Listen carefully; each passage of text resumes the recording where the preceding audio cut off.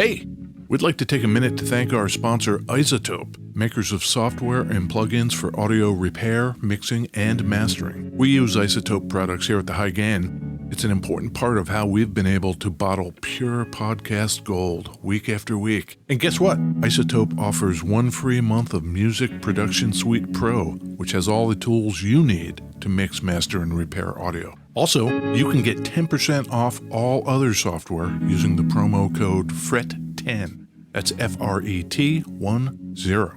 All of this is at isotope.com, IZOTOPE.com.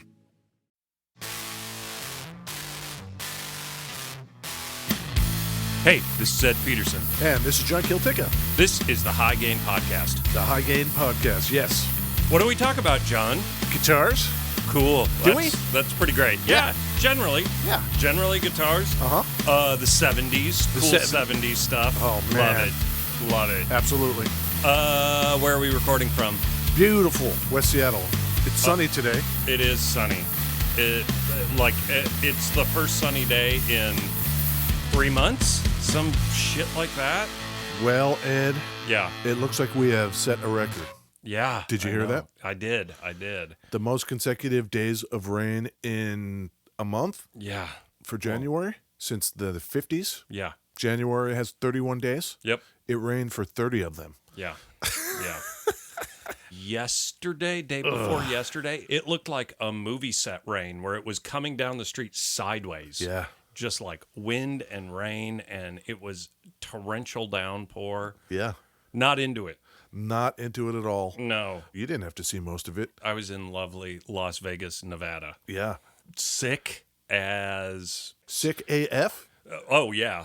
I'm getting over the coronavirus or something. Yeah, some people go to Las Vegas. Yeah. They gamble. Yeah. And they look at the porn. Yep. And they go to shows. Sure. Ed just retches into the toilet all night. Oh, my God. It was terrible.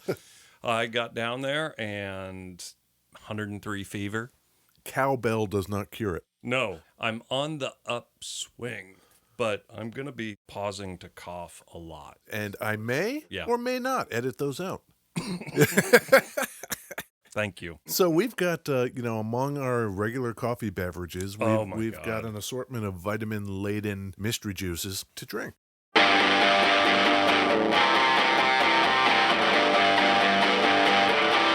As I walk through this wicked world, searching for light in the darkness of insanity. Beverages! That was great. Yeah. Elvis Costello. Yeah. He released that album in 1979. 1979. It was a pretty good year. For what was called back then, Yeah. punk. You had London Calling. Yep, 1979. Joe Jackson's... Look Sharp. Yep. The Jam, Setting Suns. Great. 79, there was some stuff going on. Bangers only. Yeah. And outside of the punk sphere, you had Van Halen, Tom Petty, Pink Floyd. Mm-hmm. A lot of stuff. Yeah. A lot of good stuff, 79. What are you healthing up with over there? I have a Naked Blue Machine. It's packed with C, E, B6, and B12. 5 juices from concentrate. I've got a Mighty Mango. Yeah, mine's got 3.5 apples, 1 banana, 27 blueberries, 3 blackberries, and a hint of carrot. I have a hint of lemon. Oh. But other than that, mangoes, apples, orange, and banana. That's pretty good. I need it because my body is wrecked. But super wrecked. Good news, I think I'm down several pounds. That's pretty good. That's the good thing about getting laid up in Vegas is you lose weight. Not eating and coughing. We're glad to have you back, Ed. Oh, thank you, John. Oh, thanks. My God. It's really good to be Touch back. and go. Absolutely. God damn it. Listen to that. Best episode ever. Mm-hmm. Are you going to throw up? No. If you do, I'm leaving it in. Oh, cool.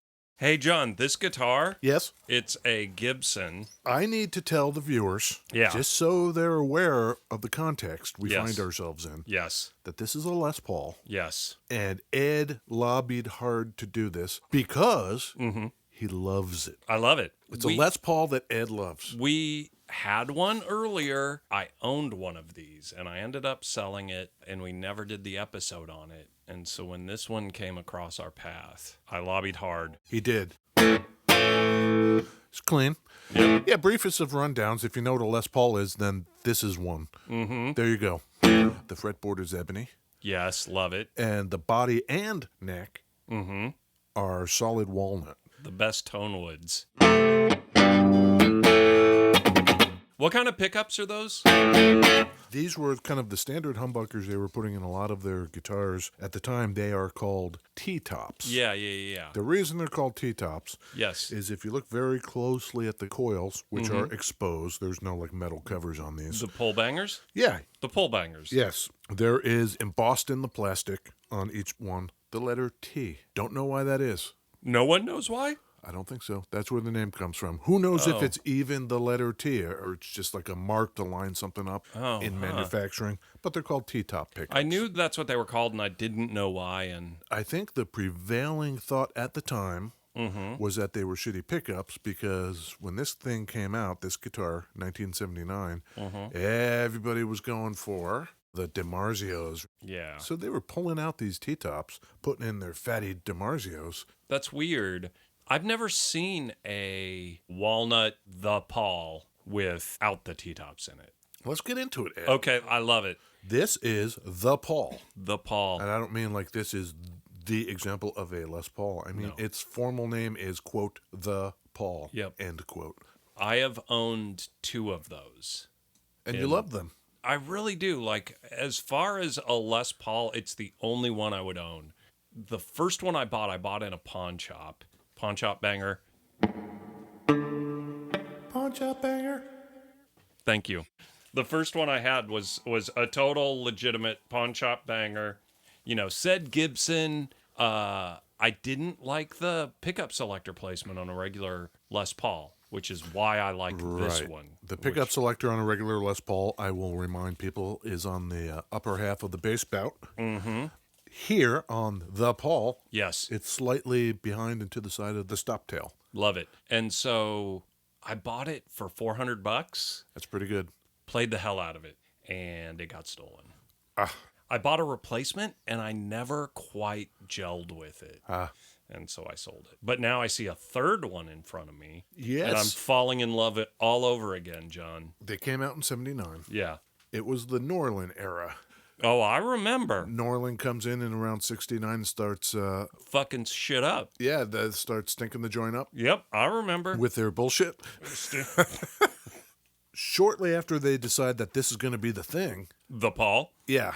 They decide on a whole reconfiguring of their market strategy. You probably are aware that all Gibsons come in 3 kind of flavors. You've got your standard, your deluxe, and your custom.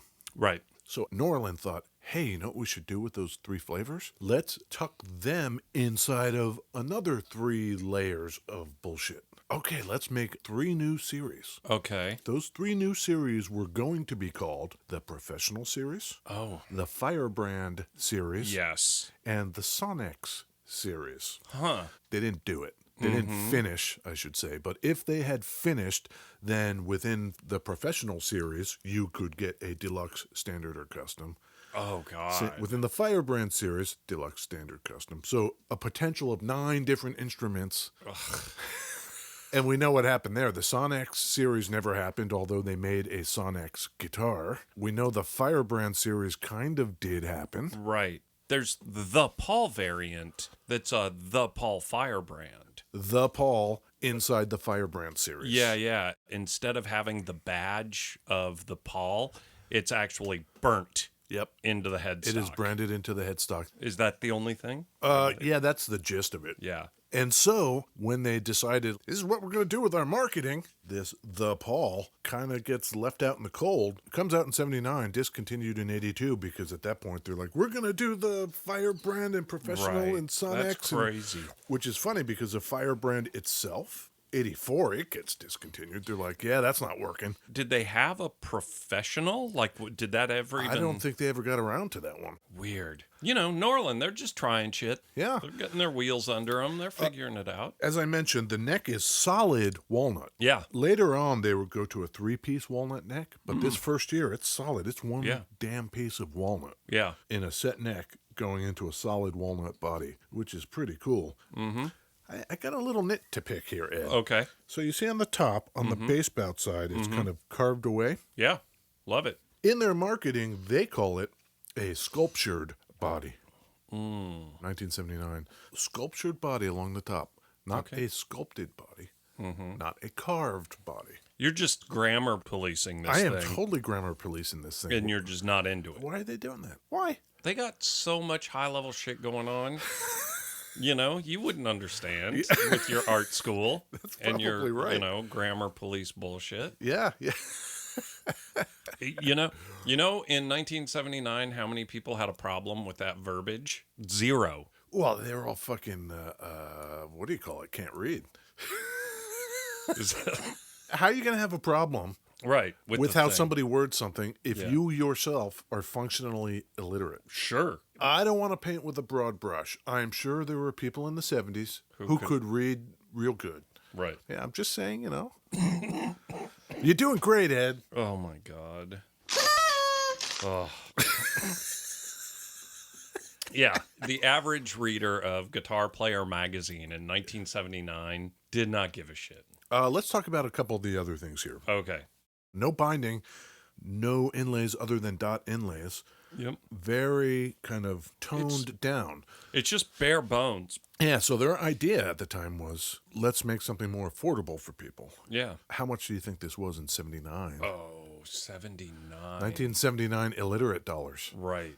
It was $419. That's pretty close. $529, which falls under your 2K rubric. Yeah. Is it like $1,800? Yep. Yeah. For reference, $599 and $79 would have got you just a standard Les Paul. Okay. So they were trying to hit that lower price point. As I mentioned, by 82 it was discontinued, but it was kind of the forerunner of the Les Paul Studio. Yeah. So they got something out of it anyway. Oh, sure. In terms of that marketing. It does have a very junior vibe to it, though. It does. You know what I mean? Like, just, I guess if they didn't have the sculptured top, then maybe it would be a little more junior-y if it was just straight slab. You know what I mean? Yes. Pickups in the middle, tones in the middle. Nice fatty boy. Yep. Neck. Bridge. Boy, and that middle is just very nice.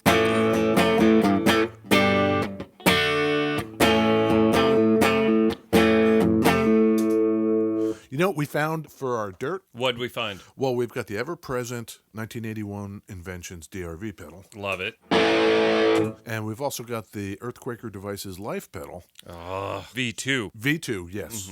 We have discovered something that my Gigantor feet are good for. Oh, I love it. The Life pedal has 2 switches on it, a regular cross and an upside-down cross.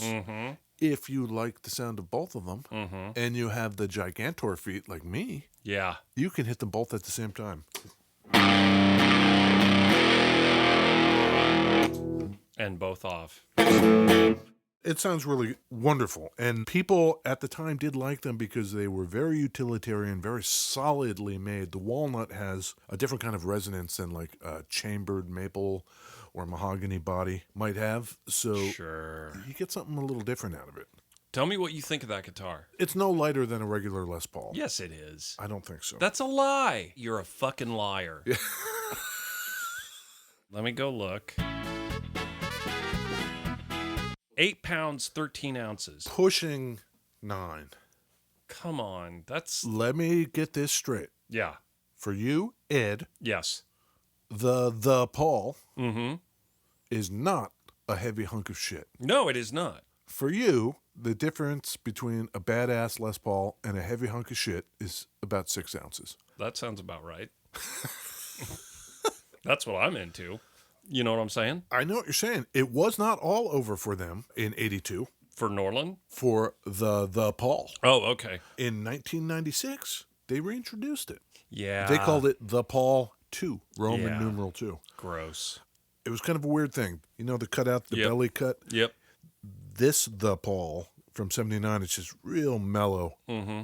It's sculpted. Mm-hmm. It's sculpted. Mm-hmm. They put it like full on, Yeah, big boy. yeah, big boy cut back there. Mm-hmm. And they reduced the weight till it was about 2/3 the thickness of a regular Les Paul. Okay. So that would have been that much lighter. And probably closer to the Les Paul Jr. kind of. But 1998, 2 years later, done. I guess it didn't work. I don't care for those 90s ones at all. Well, they tried again. Okay. 1999, Okay. the Paul Yeah. SL. Still not into it. SL just means sans lacquer. They used a UV cured poly finish, Whatever. like on a fender. We don't want to tell people that it's a poly finish. And we Right. don't want to really say that we're not using the nitro that ages all cool. Right. What should we call it? SL. Sans lacquer. Not into it. I don't think anybody else was either. It was discontinued a year later. Great. But Mm-hmm. I have some breaking news for you, Ed. Hot news.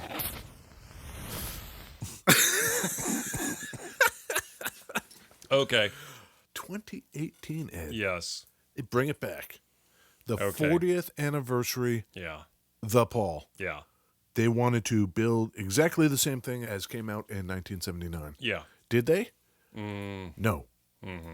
Because Because. why would they do that? Instead of a big old slab of walnut, like this is, Yep. it's a two-piece. Okay. Two-piece walnut body. Okay. Instead of a big 100% solid walnut neck, it is three-piece laminated. Okay. Instead of the ebony fretboard, it's rosewood. Instead of the T-tops, Yeah. it's got the 490 and 490 whatevers, 498T pickups. Same as are on my Les Paul Yeah. Classic. That's probably not terrible. That's probably not probably terrible. they're hotter. Yeah. Yeah. So that's, who doesn't like that? Yeah. Hotter. Here's the part that's most egregious, perhaps. Okay.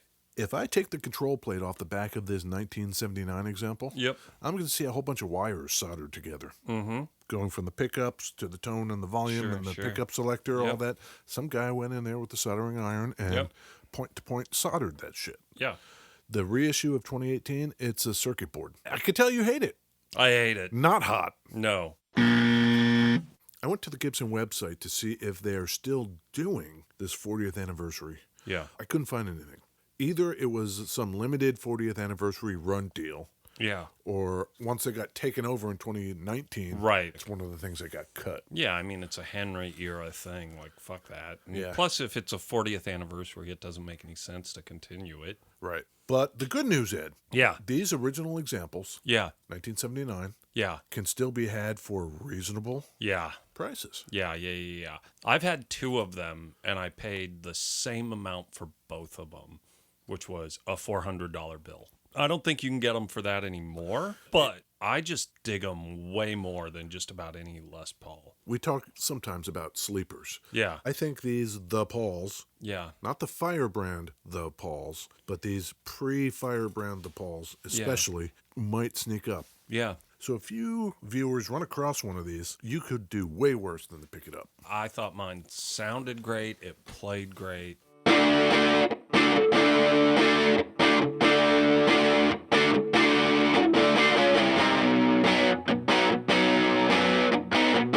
That's great. Yeah, playing some Blondie. I felt it and I went there. You did great. Yeah. What do you think of that guitar? Do you want it? Do you love it? I don't think it hits my list, but yeah, if I were going to get another Les Paul or get my first Les Paul, this has got a great vibe. This particular example, too, has been beat.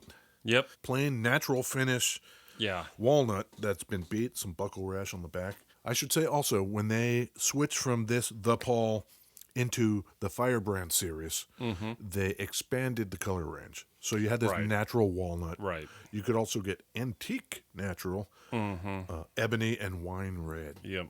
I really dislike the wine red. I think the ebony is okay, but the natural walnut, that's where it's at. That's the only one to get. Yeah, Pick one of these up is what we're saying. I like it. I believe I like it. The Paul's a great guitar. Do you know where we got this? Good job, Gibson. Good job, Gibson. Yeah, good job, Gibson. They did great. Wow. Ed gives Gibson, Norlin era Gibson, Norlin era Gibson. a kudo. Big thumbs up to this and the Sonics. I think both those guitars are dope. All right, then. Come 1986, all bets are off, right? When Henry comes in, Yeah. fucking stinking up the shit. Henry stinking that joint up. Yep. Yeah, man. We got this from Thunder Road Guitars. ThunderRoadGuitars.com. Yes. What do you think of that place? I think it's pretty good. Yeah. See what's going on over there. Which reminds me of another announcement. Yeah. By now, I hope every single one of our Patreoners, at least all the ones that have given us an actual mailing address, Yes. have received Yes. their NAMM 2020 party packs Party packs. that we sent you. What up, party boys? Yeah, send us some pictures of What? Yeah, send some pictures. As we were sitting here, Yeah. I got a notification from Patreon. You did? As we were sitting here, You did? saying that someone did a post that they just got their party pack. That's so good. Yep. Hey, guess what else, Ed? What? We got a couple new Patreoners. Oh my gosh, really? Yep. New Patreoners. Whoa, that was a cool song. You like that riff? Sometimes it just comes to me. Yeah. We got Miguel and Gregory. Oh, that's fantastic. New Patreoners. Shout out. I hope you each got your NAMM 2020 party packs. Yeah.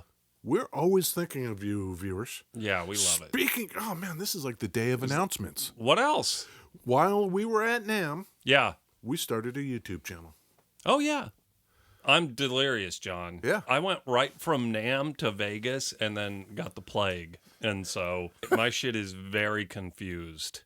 Listeners to our YouTube channel will realize that we are not professional video dudes. You know, we're doing our best. We're just making our way in the world today. Takes everything we got. Wouldn't you like to get away? I apologize. I totally meant to do editing when I was out of town. I almost died. That was what I did instead of editing. Ed was in the Chuck E. Cheese ball pit of death, only it wasn't a pit and the balls were germs, and he lived. Yes. And it wasn't Chuck E. Cheese's. It was Vegas. Right. We've been talking for a long time, John. Should we get out of here? Yep. We should get out of here. That was great, Ed. You soldiered on. You made it through. I did. I feel like I'm going to be back next week, probably. Better than ever. Better than ever. Probably at 110%. Nice. This thing didn't kill me. It made me like super strong. Yeah. Super duper strong. It made you super stronger. Yep. Yeah. You look Twitter. You look ripped. Facebook. LinkedIn. Pinterest. Patreon. Pinterest. All of them. Whack the High Game. Yep. Coming soon. YouTube /The High Game. After Yes. you smash that sub button. Smash it.